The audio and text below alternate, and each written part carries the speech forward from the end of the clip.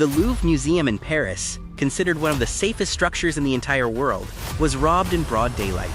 Something you'd expect to see only in Hollywood movies suddenly unfolded in real life, right before everyone's eyes. Welcome back to FAMU TV viewers. The 19th of October, 2025, early morning. The Louvre Museum opened for visitors as usual. Guards were at their posts, and tourists from around the globe entered the building. By 8:30 a.m., the museum had been open for 30 minutes, when something strange happened on the side facing the River Seine. A truck, the kind normally used to lift furniture to upper floors, pulled up next to the museum's wall. But today, it wasn't there for furniture, and the intentions of the people inside were anything but innocent. There were 4 men in the group. They wore yellow and orange vests like construction workers, but their faces were covered with balaclavas. 2 of them extended the mechanical lift toward a balcony on the first floor. This balcony led directly into one of the most spectacular sections of the museum, the Galerie d'Apollon, the Gallery of Apollo, the home of France's royal jewels. But there was one major obstacle, a thick, reinforced glass wall. The moment they reached the balcony, the thieves pulled out an industrial-grade disc cutter and cut a hole through the glass within seconds. They slipped inside before the security guards even realized what had happened. But breaking the glass triggered the alarm. Guards spotted the thieves and rushed in, but the intruders threatened them with power tools and kept working calmly. Following protocol, guards began evacuating tourists from the gallery. Panic spread throughout the museum. One eyewitness later said there was complete chaos. No one understood what was happening. Meanwhile, inside the gallery, the 2 thieves smashed display cases, grabbed 9 priceless treasures, and escaped back out the same cut glass opening. Down below, their 2 accomplices waited on scooters. The thieves climbed down, jumped on the scooters, and sped away. The entire operation inside the museum, 4 minutes. From parking the truck, extending the lift, cutting the glass, stealing the jewels, and escaping, just 8 minutes total. Before fleeing, the thieves even tried to burn the lift truck to destroy evidence.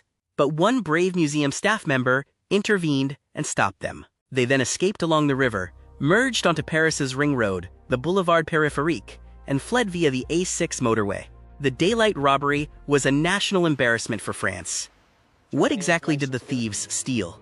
When the damage was assessed, the entire country went into mourning. These weren't just valuable jewels, they were priceless historical and cultural treasures. According to the Ministry of Culture, 8 items were successfully stolen. Originally 9, but 1 was dropped during the escape. The item that fell, the 170-year-old crown of Empress Eugénie, wife of Napoleon III. The crown was damaged when the thieves forced it through the glass opening and again when it hit the road. The museum director later said it might be repairable, but the lost 8 items could never truly be replaced.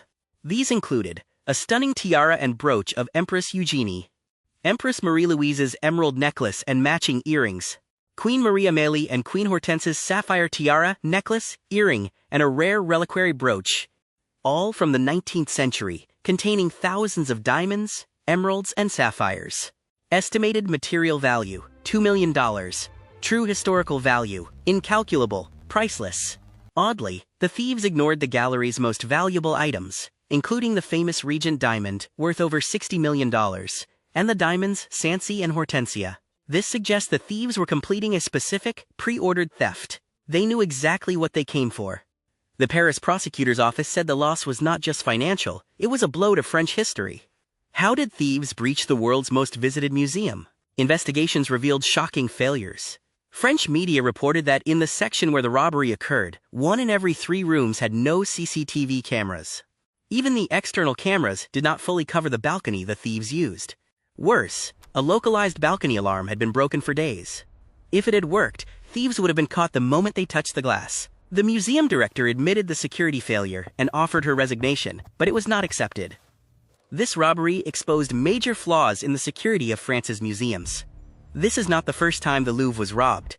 1911, the Mona Lisa was stolen by a museum employee. 1976, King Charles X's sword was stolen and never recovered. 1998, a painting was taken in daylight and remains missing. Now, 27 years later, another major theft. Over 60 to 100 investigators are currently working on the case. On October 25, 2025, police arrested 2 suspects using DNA evidence collected from helmets, gloves, and the truck. One has a previous gold theft record. However, police have not confirmed whether any stolen items have been recovered yet. The museum reopened on October 2nd, but the Apollo Gallery remains closed. Police say this was a highly professional, organized crime, and the investigation continues.